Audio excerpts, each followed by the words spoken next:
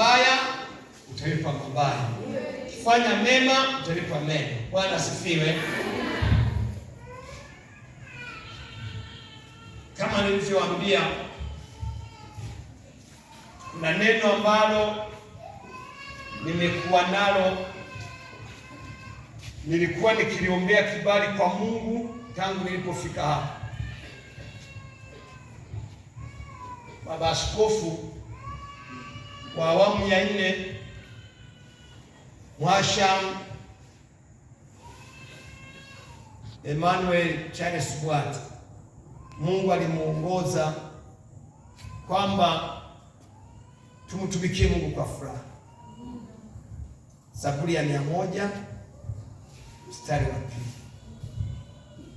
Nimekuwa nikilitafakari sana jambo hili, lakini mwisho wa siku tunasema maono na mwenye nayo. Sasa tangu nilipofika hapa mwaka wa jana, nilifanya matembezi nyumba kwa nyumba. Hakuna nyumba niliyoiruka. Ndani ya miezi miwili zote nilikuwa nimemaliza kijiji chote cha Rukoma, nilikuwa nimemaliza kwa waumini wetu wote, na hivyo kila mtu ninajua anapokaa. Amen. Kila mtu najua kwake. Bwana asifiwe.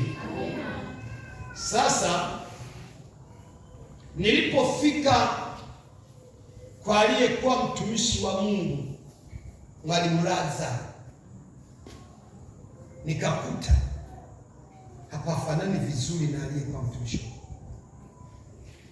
Kwa hiyo Mungu akaniongoza kwamba nihakikishe kabla sijatoka hapa, mjane wa Mwalimu Lazaro, Mama Baraka, ninunue mabati nimpatie.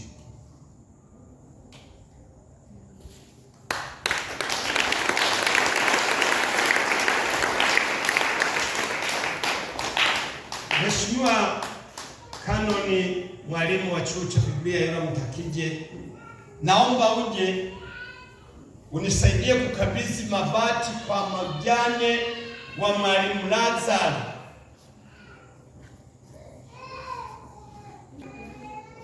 Njoo ubebe mabati haya, ni ya kwako.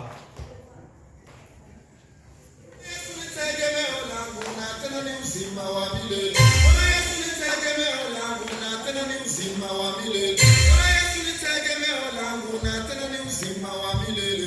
Yesu ni tegemeo langu. Yesu ni tegemeo langu.